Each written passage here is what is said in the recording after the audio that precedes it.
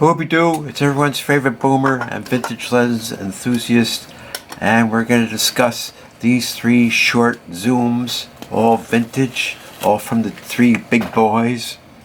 So why don't we go in alphabetic order, alright?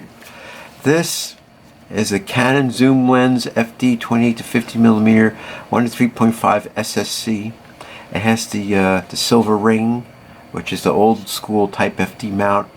The newer ones, you line up the red dot and you turn the whole barrel. This one, you just stick it on and then you turn this ring to lock it. As I stated before, if you've seen my other videos, this one slides up and down through this outer barrel. And that's why it looks so big. Let's zoom this bad boy, shall we? How's this work? Oh, look at that. When you zoom it, it doesn't change. It only changes when you focus. How about that? Let's look at this one. Oh, this is the Nikon zoom Nikkor 28 to 50mm 3.5. So they're identical in that respect. This one is the Outlier. It's a Pentax-a zoom f4 24 to 50mm. All right, and of course, how come it looks like it has the bigger element? It's almost the same size as that one. Two touch. Changes very little. This one has a big change with that zoom. Look at that. So I don't know what that's all about. This one has a switch for macro. Look at that. This sucks. It only focuses down to 1 meter. And so if you want to get closer, you gotta flip this switch, and then supposedly you could do some closer focusing with it. And it does work. This one, you have to be at, this one is 28mm. This one you gotta be in 50mm. And then you can engage this macro mode where you can get down to 0.32 meters, which is pretty decent. Alright, let's look at this one. This one has no switch or gimmick like that.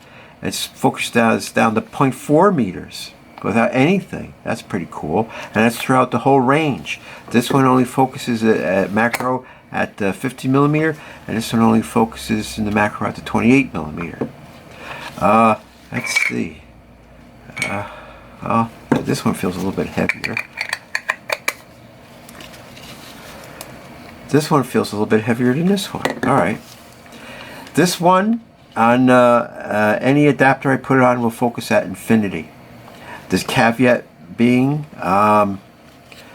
FD mounts are a trip. There's a little notch on the mount of the camera where you gotta line the red dot up, right? And then you twist the red dot all the way over this way, right? Like you're going, like you're moving the aperture this way. So the same thing with red dot, right?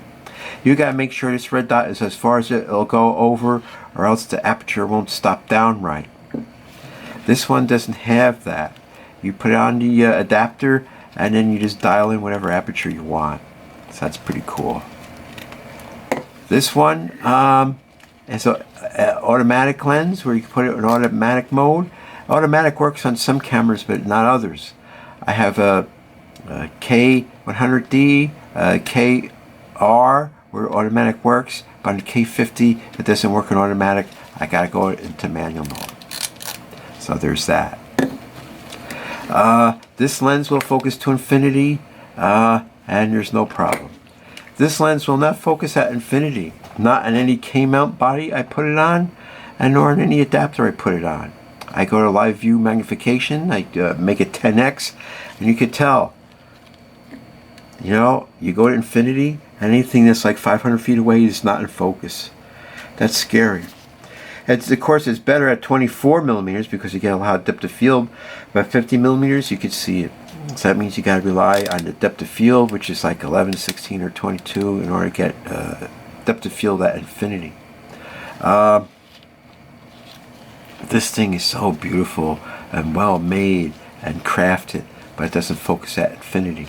Now, I used to work for a German repair center for famous German lenses and cameras. I was a lens guy. And what happens is, generally, You see you're turning this ring. This outer ring is attached to this inner ring. This inner barrel is on a helicoil groove inside of this barrel. So if you were to peel back this rubber focusing ring, underneath there's 3 set screws. You can loosen up those set screws. Now this thing hits like a stop inside of this barrel, so it goes from there to there, right? So if that's not infinity, it has to go a little bit further down, right? So if you loosen up the 3 set screws, you should be able to turn the inner barrel a little bit more this way, then line this back up where it's at infinity, tighten it all up, and you could probably get infinity. But it's a hassle. I mean, you know, is that an industry standard? Well, it's a industry, generally speaking, the way they do it, but not 100%. And that's really the scary part, right? Because everyone, even amongst inside of one company, they do things differently. They get a different design team, and they think they want to be unique or something, and then you go poking around, and you find out it doesn't work like that. So there's that. You know, you got to be aware of that. So is it fixable? Yes, it's fixable. It would be nice if I could find a tech manual. Even if it was a Japanese and it had pictures, maybe I could figure it out. Or conversely, if you knew an old salt who used to work on these and knew all the tricks, then that person could tell you, you know, the correct way of fixing it. And there may be, you may have to loosen up these 3 screws too. I don't know, you know. You may have to, you'd have to look at this really close and say, well, what is this ring connected to? Is there something under this ring? Do you have to stick like acetone here, loosen up any glue they have there, and use like a rubber stopper to get it off, and then go all deep into it and mar the finish somehow? I mean, because you're just guessing really. So that's part of the problem. These 2 lenses are decent. This one I think is the best, because it does focus at infinity and there's the least amount of mounting hassles with it. This one is good enough, I believe. It does have a little bit of play in the focus, and a lot of Canon lenses have that, I notice, because they have some slide bearing there that wears out or something. But it still focuses. You know, the zoom range still works. It's a useful lens. So these 2, no problems. You know, if you're a Canon guy, get the Canon. If you're a Nikon guy, get the Nikon. If you're undecided, see what one you can get the cheapest and at the best condition. Now, I could go out and buy like 1 or 2 more of these to see if they all suffer from this fault, or is it just my copy? My copy looks brand new. When I got it, it looked brand new, like it was never used, but yet it had this problem. And then if you go on forums and stuff and read about Pentax lenses, there are certain Pentax lenses that will not focus at infinity. So Pentax has problems, like the K50 has this thing called the aperture block, where in the camera body the solenoid goes and it won't stop down the aperture properly. So maybe they do have issues with their design or the way they implement it or whatnot. So this lens is so beautiful and everything, but I guess I don't like it because it won't focus at infinity. You know, I stuck on a whole bunch of different cameras, a whole bunch of different adapters. You know, I could set it at infinity focus, put it on f4, and blurry, nasty. That's not to say that it takes great pictures when anything's close, say 100 feet or less, then you're good to go with this nice lens. Really nice lens. These 2 guys, they're more, shall we say, workhorse oriented, and I have nothing but praise for them. Although the FD mount is fruity. I mean, it's just a screwy mount. What were they thinking when they did that? You know what I'm saying? Of course, the EOS, I guess they went in the right direction and they made up for that. So there's that also. So all these lenses I got in excellent condition. I scuffed a couple of them up myself because, well, I'm not very careful.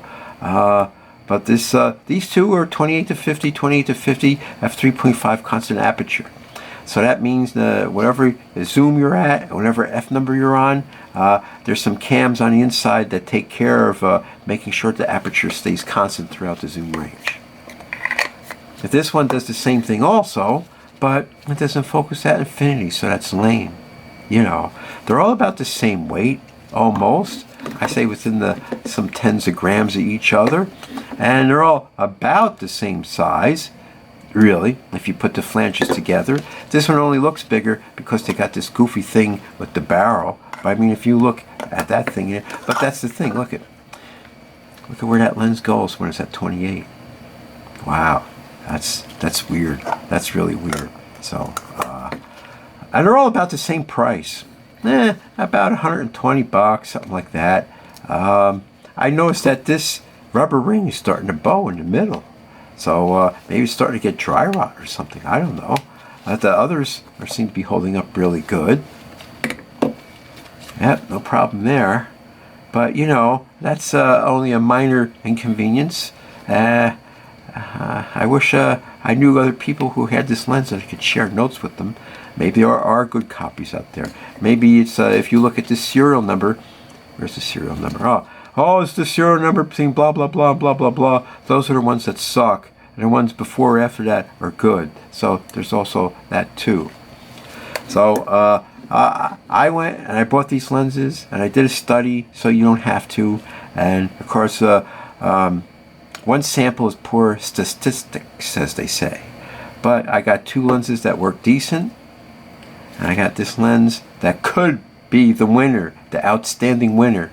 But it's not, because it will not focus at infinity, especially at the longer focal lengths. So, and it's just so beautiful looking. So beautiful looking. You know? So. But anyway, these companies can make dogs. Canon has some dogs, and Nikon has some dogs.